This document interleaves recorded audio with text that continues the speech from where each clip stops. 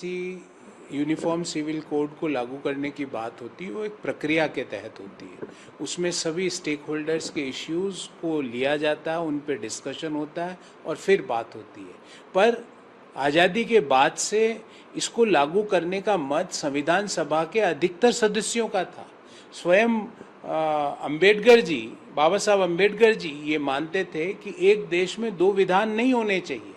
पर तुष्टीकरण की राजनीति के कारण, एक समुदाय विशेष को खुश करने के कारण, वोट बैंक की गंदी राजनीति की सोच के कारण कांग्रेस पार्टी ने इस महत्वपूर्ण मुद्दे को कभी भी मुख्य धारा में नहीं आने दिया। अब हम राज्य दर राज्य अपने संकल्प पत्रों में भी ये लिखते हैं कि हम यूसीसी को लागू करेंगे, क्योंकि जनमानस की भावना है, बाबा साहब अंबेडकर के संविधान की भावना है, देश के लोगों की भावना है कि एक देश में दो विधान नहीं हो सकते। इसलिए राज्य दर राज्य यूनिफॉर्म सिविल कोड को लागू करने का हमने काम कर रहे हैं। रही बात की स्टेक होल्डर्स कंसल्टेशन की, तो उसकी प्रक्रिया के तहत एक कमेटी बनती है और सभी स्टेक होल्डर्स के व्यूज लेकर उन पे डिस्कशन करके एक कंसेंसस ओपिनियन के तहत एक यूसीसी जो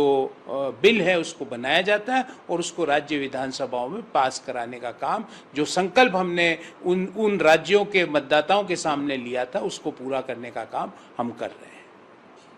किसी यूनिफॉर्म सिविल कोड को लागू करने की बात होती है वो एक प्रक्रिया के तहत होती है। उसमें सभी स्टेक होल्डर्स के इश्यूज़ को लिया जाता है, उन पे डिस्कशन होता है और फिर बात होती है। पर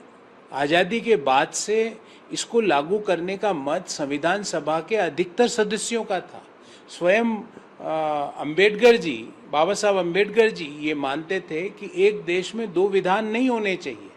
पर तुष्टीकरण की राजनीति के कारण, एक समुदाय विशेष को खुश करने के कारण, वोट बैंक की गंदी राजनीति की सोच के कारण कांग्रेस पार्टी ने इस महत्वपूर्ण मुद्दे को कभी भी मुख्य धारा में नहीं आने दिया। अब हम राज्य दर राज्य अपने संकल्प पत्रों में भी ये लिखते हैं कि हम यूसीसी को लागू करेंगे, क्योंकि जनमानस की भावना है, बाबा साहब अंबेडकर के संविधान की भावना है, देश के लोगों की भावना है कि एक देश में दो विधान नहीं हो सकते। इसलिए राज्य दर राज्य यूनिफॉर्म सिविल कोड को लागू करने का हमने काम कर रहे हैं। रही बात की स्टेक होल्डर्स कंसल्टेशन की, तो उसकी प्रक्रिया के तहत एक कमेटी बनती है और सभी स्टेक होल्डर्स के व्यूज लेकर उन पे डिस्कशन करके एक कंसेंसस ओपिनियन के तहत एक यूसीसी जो